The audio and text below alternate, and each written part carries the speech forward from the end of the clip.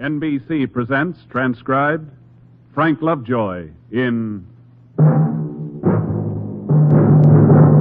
Nightbeat.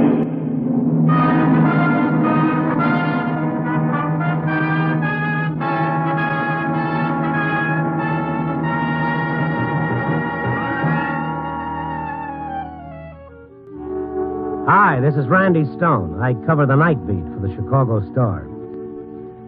There's a certain party around town by the name of Panagen. He slugs out an acid column for Pierce's Gazette based on semi-truth, crumbs of political gossip, and backstage hearsay. All of it liberally spiced with sly comments on female anatomy. His major pitch is what he calls his Target of the Week, in which some unfortunate citizen gets a 6-day mud bath. As a result, those broken in Panagen's column are beyond count. Well, last week, the color of his ink hit home, and hard. Believe me, friends, it's something of a shock to pick up the opposition paper, only to read that you're a killer. I was pounding out the final paragraph a few hours from deadline when a copy boy burst into the city room and told me my boss man, Joe Phillips, wanted to see me quick. I walked up a flight of stairs, down a hall of frosted glass doors to one marked Night Editor. Phillips was leaning over his desk, his heavy brows squeezed into a familiar frown. And the minute I came in, he picked up a clipping from the Pierce's Gazette and bade me take a chair. Sit down, Randy. Pleasure. What's up? You won't believe this. Even after you read it, you won't believe it. Well, let's hear it. Hold on to your seat. No surprise is the rumor that Randy Stone, Chicago Star newsman, triggered Harry the Slicker Borenson. What? There's more, Randy. It is said in the more authoritative circles here that the boys in blue rigged a confession from ex-con Johnny Liggett to protect the Star's fair name. With Liggett due for electrocution tomorrow at 12:01, wouldn't you say, Governor, that something should be done about this? The end. Let me see that. In black and white. Triggered Harry the Slicker Borenson. This must be a gag. You can buy that gag at any newsstand. Wow. Yeah, wow. I feel like somebody just smacked me in the basket. You look green, all right. Well, what's the answer?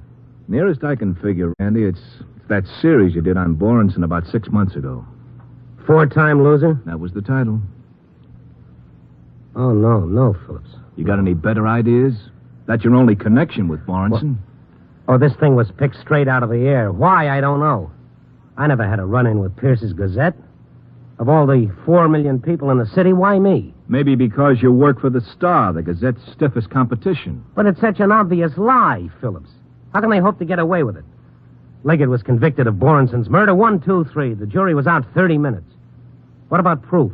Panagen never let facts stand in his way. Whatever he gets into his head would be good for circulation. That's what he writes. That's why George Pierce keeps him on. He wants to get the Star in a big feud, so Chicago will start talking about it and boost the Gazette up to our level. Well, we're not playing. You mean you're letting this go without a fight, not a word of denial? We can't get sucked into this thing, Randy. Now, wait a minute. This isn't just a personal matter between Panagen and me. The Star is in it neck deep. Look, Randy, I know how you feel, but everything we print, good or bad, means a big plug for Pierce's Gazette. Well, make me a bargain, Phillips. If I dig up the Panagen story with facts, documented, authentic, if I bring you the whole story, will you print it? What kind of story? I don't know. Maybe that Panagen and his big boss, George Pierce, are covering for somebody. I don't know. Yeah, it could be. I wouldn't put it past them. Well, what do you say? Well, if the story's really hot, okay. Thanks. Where you going? I'm not about to laugh this off, Phillips. Randy, now, look, take it easy. Don't get yourself into trouble. In trouble? Listen, from now on, Panagen's my target of the year. I'm making him a cause. I'll write that disease out of this town if I have to use handbills.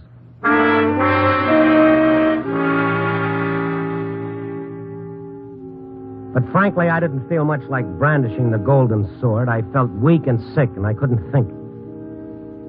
I went outside into the biting wind, hoping it would beat the nightmare out of my head. But the terror had taken hold, and it wouldn't let go. It was the giant, power of the lie, issued in the loud voice of sound authority, amplified by the press. That's the way to take the truth down to size. Let the public cry for blood just so you sell papers. Well, I walked, and all the time a line kept singing its way through me, a line I used to chant to the other 6-year-olds when I was a kid. Sticks and stones can break my bones, but names can never hurt me. That's a kid's line, strictly. All of which brought me to my favorite bar on LaSalle Street. Chet, the barkeep, demonstrated some awfully odd behavior. Hi, Chet. Evening, Mr. Stone. What's the matter with you? Nothing the matter. What? What are you staring at? No, not staring. I'm just going to wipe this glass. Come on, Chet, boy, out with it. What's the angle here? Something wrong with my patronage? No, of course not, Mr. Stone. I'm not going to shake the cash drawer. That's pretty good. Come on, speak up, friend. What's the beef? Look, Mr. Stone, I want you to know, I don't believe a word of it. The Panagen piece? I told Mike, the other bartender. I told him you didn't even know Borenson. How could you have anything to do with the killing? Well, you were wrong, Chet. I did know him. You did? Yeah. All right. What's the talk? Well, Mr. Stone, you know how it is. People, they read something, they believe what they read. They figure anything's in the paper's got to be right, Then lots of them. Liggett's confession to Borenson's murder, they figure it was cut and dried. Fixed, huh? Yeah, and that cheap publicity gag the Gazette has. You see what they do? They keep Panagen's real identity hidden, see? It's a big secret, see? So that none of the people he talks about get revenge on him. It's freedom of expression. That's what the papers call it. Freedom of expression, yeah. What am I telling you for? You know the story. But just a tip, Mr. Stone. This thing is pretty hot. You know how people are. They get all upset. They all want to be knights of the round table or something. Look, I'd be kind of careful if I was you. If I was you, I'd go home. You never know with people, Mr. Stone. Oh. Well, I might do that, Chet. After I take care of a little business. What's the tab?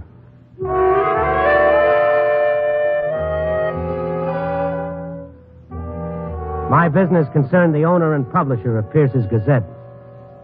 I went to George Pierce's residence. I was told by a rather worried wife that the eminent publisher hadn't been home in 24 hours. She gave me the name of his favorite hangout, which I guess she was too proud to phone, and asked me if I found him, would I please tell him to come home. I said I would. He was there, all right. George Pierce, executive in the blue light of a cheap tavern, pumping his royal bloatedness full of sherry, flushed and sweating in a tight tuxedo. I sat down uninvited between him and the jowly blonde, thus killing the punchline of a very old story. What are you talking about? That was your change. Who are you? Randy Stone. You remember me. Yeah, Chicago Stars, the worst paper in the country. So sit down. I'm already set. Yes, so you are. I'm sorry, this is Miss Leroy, Jasmine Leroy, a songstress. How are you? She's a singer. She doesn't talk. Besides, she's a little under the weather, aren't you, honey? Well, Stone, you all straight with the police? You confess yet? Where can I find this Panagen? Panagen is my little secret, Stone. Well, then you tell him that I want a big column in tomorrow's edition calling himself a liar. Why don't you take the matter to the courts? Oh, you'd like that. Sell more papers that way. Oh, you're making me sick. On your way, killer. Oh, I'm going to love this. Let go, you crazy fool. What's the matter with you? My apologies, lady. When he gets up, tell him his wife wants him to come home.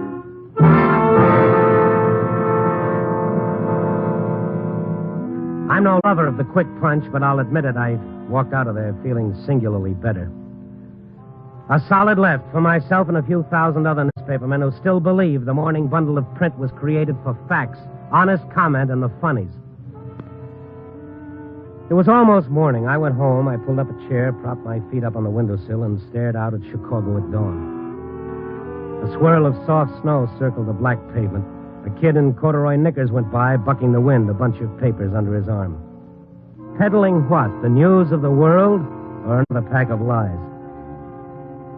I was so lost in the question I hardly noticed the shadow move over the carpet, the saccharine fumes of cheap cologne. Then she came into the light. White cheeks spotted with rouge, penciled eyebrows, too young for the makeup. But the gun in her fist was steady.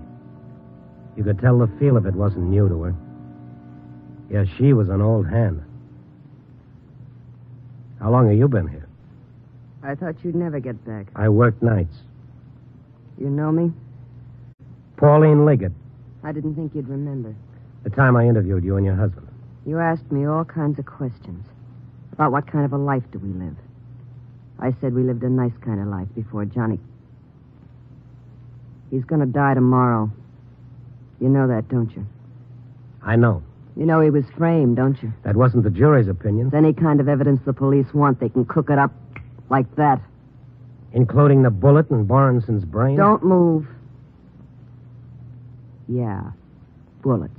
Anything. They can cook it up. How about the confession? They cooked that up, too? They tortured him to get that confession. He has marks on his arms, on his back. Who told you all this? I saw the marks. You think the police put them there? Who else would do a thing like that? The police didn't have to, Pauline. The evidence was all there. If there were marks, he put them there himself. For sympathy. I knew that's what you'd say. I knew it. I expected exactly that. So Johnny Liggett was framed. Because he's got a record. The police hate him. How did he get a record? 5 years he served at Joliet. You know why? He went to prison to help his brother. His brother stole a lot of money, and Johnny went to prison so his brother wouldn't have to. That's touching. And the 2 years in Leavenworth. Johnny served that for his brother, too? Listen, once they start framing you, just like Johnny says, you're the patsy from there on in. They always put the finger on you. You haven't got a chance. Why don't you tell the governor about all this reserve honesty? The lawyer's taking care of all that. Mm-hmm.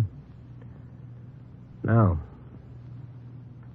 what's the gun for? I went down to the jail and I saw him. I asked him, I said, Johnny, now you tell me the truth. Did you do it, Johnny? And he looked at me and he said, no, Pauline, I swear to you, he said, I never done a thing like that. It's like everything else, he said, a frame. Pauline, use your head. Why would I kill Borenson? I don't know why you killed him. How should I know? Maybe over some kind of deal you had with him. Money, maybe, or a girl, maybe.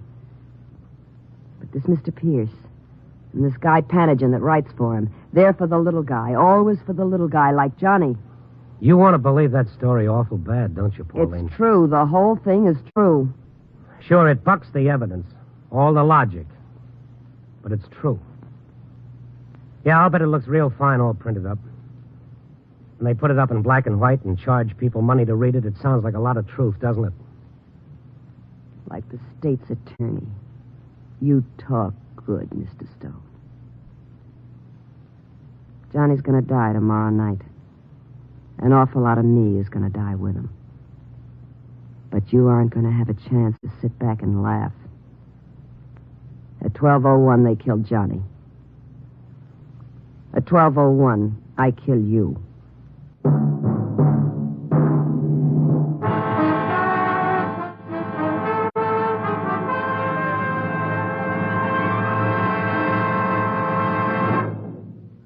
NBC is bringing you Nightbeat, starring Frank Lovejoy as Randy Stone.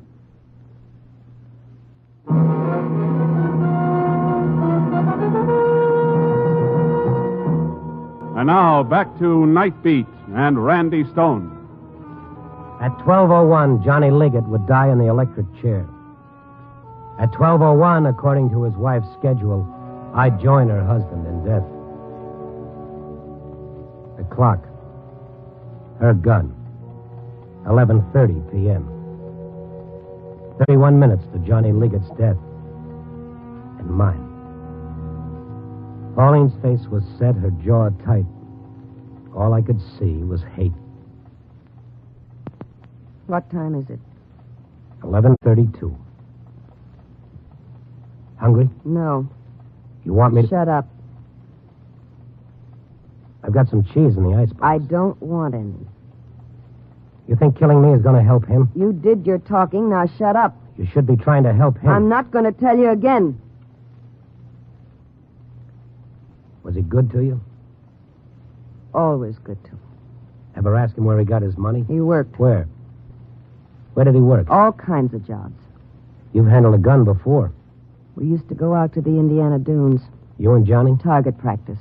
Mm-hmm. Cheese, huh? It's a week old. Get up. Go on. No tricks. I'm good with this. No tricks. Open the icebox. Open the icebox. Give it to me. No, leave it where it is. I'll get it. Get away from the door. Go on. American cheese. That's right. Try it out. A week old, like I said. Poison, maybe. A killer like you. Maybe. I'll take my chances. No bread? Just cheese. Go on back. Sit down.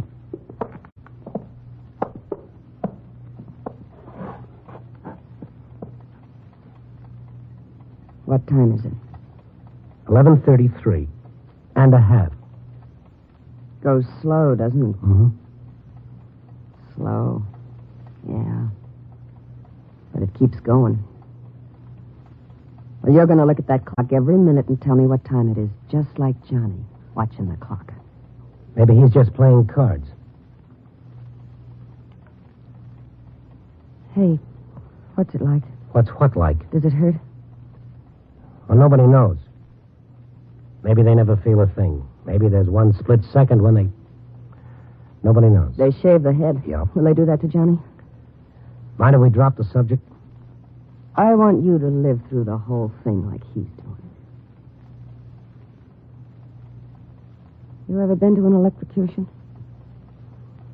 I've been to one, yes. You know about it, then? I know all about it. You're sick, Pauline. Listen, you've said everything you're going to say. You talked yourself blue all morning, all afternoon. Now shut up. Just shut up. You want them to do the same thing to you they're going to do to Johnny?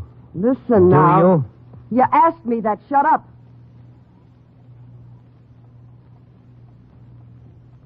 What time is it? 11:34 and a half. Keep watching that clock. The chaplain's with him now. Probably. Reading. What can they read to him? The 23rd Psalm. It helps. I'm not going to cry. He never liked it when I cried. The Lord... The Lord is my shepherd, I shall not want. He maketh me to lie down in green pastures. He leadeth me beside the still waters. He restoreth my soul. He guideth me in straight paths for his name's sake. Yea, though I walk through the valley in the shadow of death, I will fear no evil, for thou art with me. Thy rod and thy staff, they comfort me.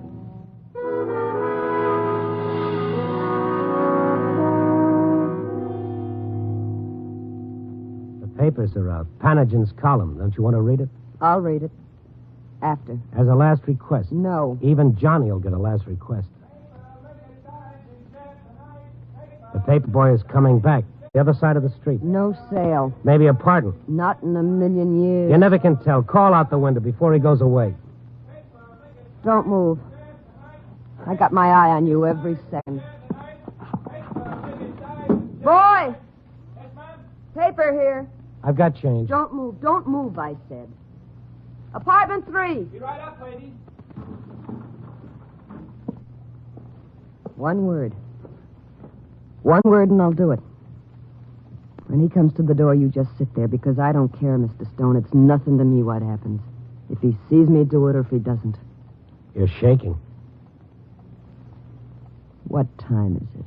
11:37. 11:37. You think you're the perfect woman, don't you, Pauline? What? A guy sheds all his sins just because you love him. He's not perfect. But he's not a killer. Grow up, Pauline. Your husband took a gun and shot a man. You were at the trial. I heard all the lies, mister. Now shut up. Johnny was an innocent man.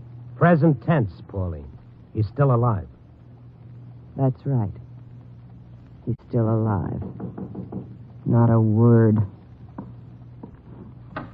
Paper, ma'am? Here you are. Thank you.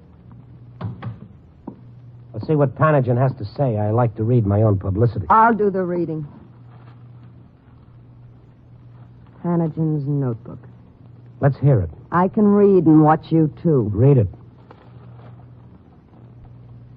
A few hours from now, Johnny Liggett, convicted of the murder of Harold Borenson 2 months ago, will die in the electric chair on California Avenue. Go on. I visited the condemned man in his cell today. He told me he wants everyone to know he did not kill Harold Borenson. I am an innocent man, he said. He said he holds no grudge against the man who did the killing. He'll be punished, Liggett said, but I forgive him. Is that all Panagen has to say? Liggett asked me to take care of his wife, Pauline. I haven't been a good husband to her. I wish I'd told her about the other woman a long time ago. Other woman. Last minute confession. Another woman. It's a lie. It's a dirty lie. Panagen? Panagen never lies, Pauline. Johnny always said to me there never was anybody but you, Pauline. He always said that. You better make up your mind, Pauline. What? If Panagen's a liar. Other woman. If Johnny went with another woman, Panagen's telling the truth. If he didn't, Panagen's a liar. He's a liar. If he's a liar, Pauline, then he lied about a lot of He's a things. liar. Johnny wouldn't do that to me. Give me the gun, No, Pauline. stay away. Stay away from me. Don't you come near me. Stay away. Listen to me, Don't you Pauline. talk to me. I don't want you talking to me. The whole city knows about it now. The city knows all about the way he cheated on you. They're sorry for you. They're all saying, isn't it a shame she has to find out just before her husband dies in the electric chair that he was cheating on her all the time? Just because somebody printed a lie. He loved me. Johnny loved me.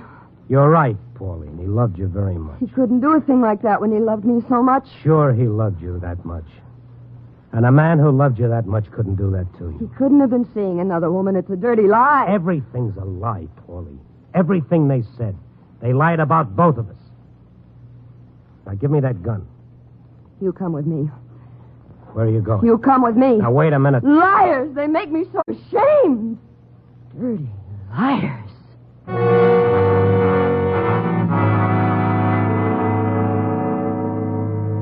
She wasn't sane anymore. The truth and the lie, reality and the dream were mud in her mind. Her eyes gleamed shame, anger, hate, all melted into madness. She forced me out into the car at the curb. In talking myself out of my own killing, I talked her into another. Our destination? The home of Panagen's boss, George Pierce. It was 11:55 when we reached Pierce's residence. He answered the door, blinking into the darkness, his tiny eyes buried in sleek, puffy flesh.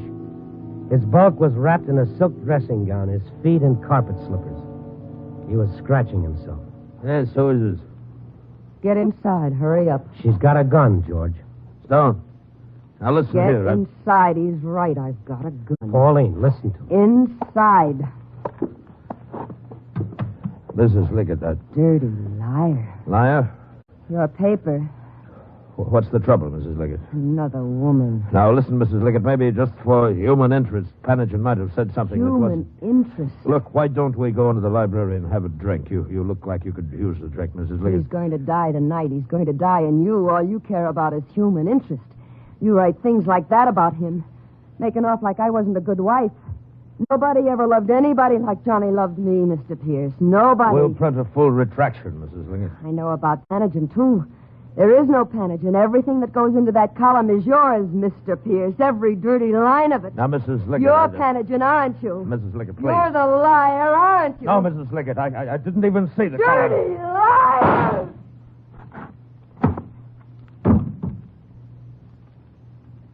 better give me that.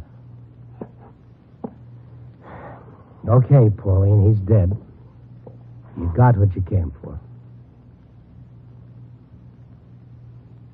What time is it? 12 o'clock.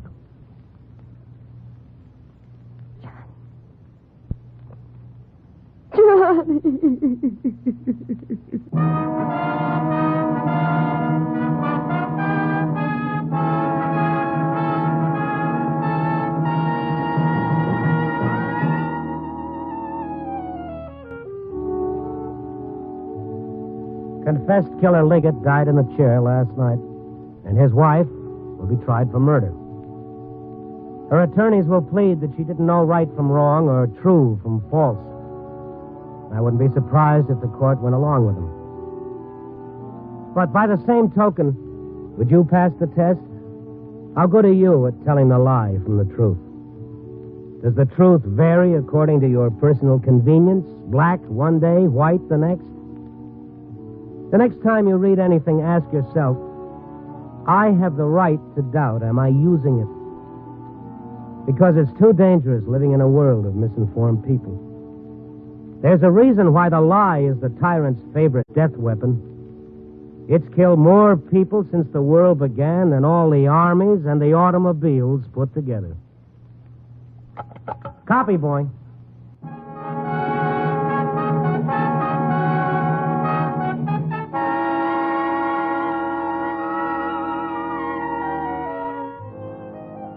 Nightbeat, starring Frank Lovejoy, is produced and directed by Warren Lewis. Tonight's transcribed story was written by David Ellis, with music by Robert Armbruster. The part of Pauline was played by Joan Banks. Others featured were Bill Conrad, Peter Leeds, and Lou Krugman.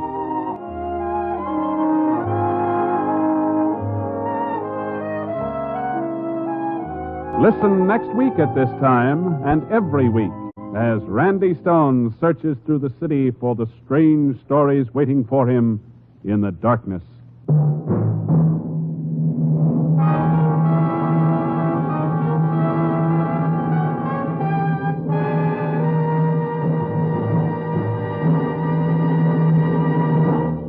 Nightbeat came to you from Hollywood.